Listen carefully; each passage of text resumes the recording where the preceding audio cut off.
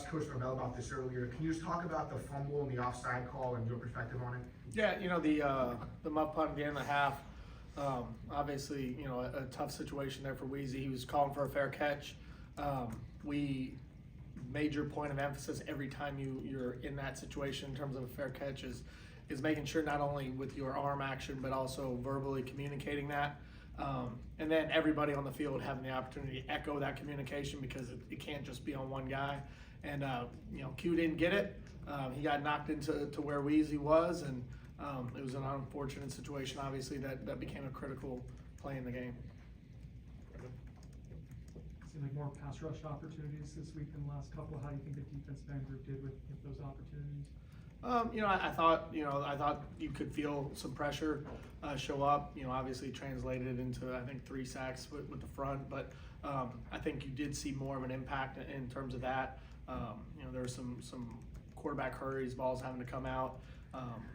So hopefully we can continue to do a good job against the run. I think we went into halftime. I think they had negative yards rushing at halftime, and that puts us in a position where we have more opportunities to rush the passer. So we got to continue to be solid against the run and allow ourselves those opportunities. And when we have those opportunities, take advantage of them. Seems like Newsie's getting more and more opportunities. Is he a guy that, because of his age and experience, maybe plays even better sometimes in games that he doesn't practice, or is that how he's been practicing? No, he's been very consistent, through practice, and the game flow of that first game, just kind of some of the situations that showed up. He didn't get as many reps as I would have liked him to get going into it.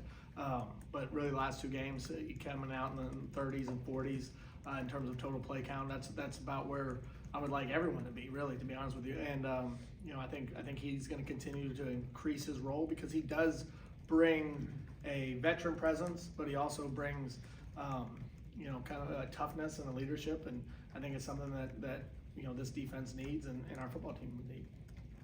Corey? Not that it was his fault, but do you worry about a young freshman's confidence in catching punts when the second one of his career ends up happening like that? And should he have gone and gotten the last one in the final 2 minutes, or is that one where it's kind of iffy or stay away from it? How do you get confidence when somebody hasn't done it a lot? Yeah, I mean, I think the only way that the confidence is created is through the reps in practice and then the opportunities and experiences in the game. It's always that catch-22 with young players, and that you say, well, you don't feel comfortable playing someone because they don't have experience, but if you never give them an opportunity, how do they gain experience? And he's done a great job in practice.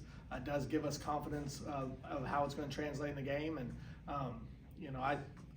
hopefully that is a great learning opportunity because I think he has a great future ahead of him, not only as a returner but as a wide receiver. And I'm hoping that we look back at that moment and say, okay, it was a great learning opportunity for him and for our team, and we all get better from it, and he continues to grow as a player.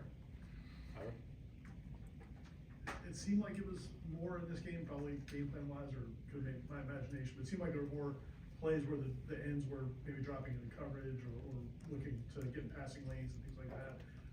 How effective has that been, and how much better can they get at that? Yeah, we're a multiple defense in terms of we'll have our 5-man coverage rush opportunities. We have also our fire zone world where ends are in coverage. And we usually go into the game with a pretty decent balance of how we will attack people in terms of that pressure.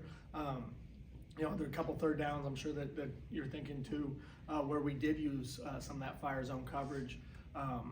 3 that I can think of off the top of my head, where Marvin was kind of the one dropping and almost got him to throw lanes, but really he was in coverage on the back.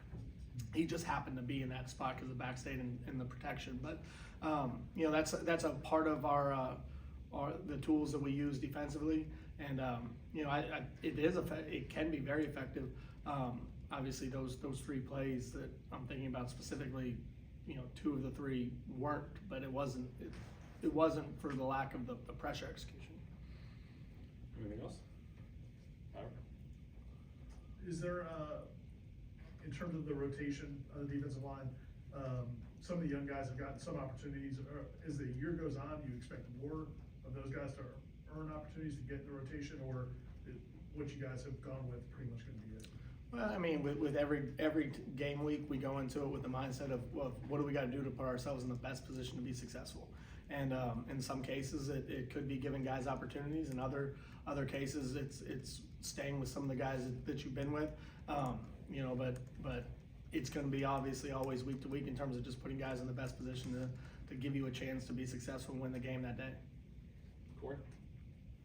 As you move forward through your coaching career, how much is somebody like Fitzgerald's journey something you'll always be able to tell guys that you're coaching? Because where he was a year and a half ago to what he is now, I assume is a great teaching point for everybody you come across. Yeah, there's no question about it. I mean, I think one of the great things about sports in general is the ability to go out and compete, and when things don't go the way that you intend them to go, to have the perseverance, the persistence, the mental toughness to continue to work. And that's all Ryan did. You know, there was a lot of noise around him 2 years ago right now, and all he did was keep working. And through that work, continue to gain confidence and now become, in my opinion, maybe the best kicker in the country. And that's come through a lot of hard work, a lot of perseverance, and a lot of toughness. But it's also a great lesson for everybody in every aspect of their life. People are going to have their valleys and their low moments.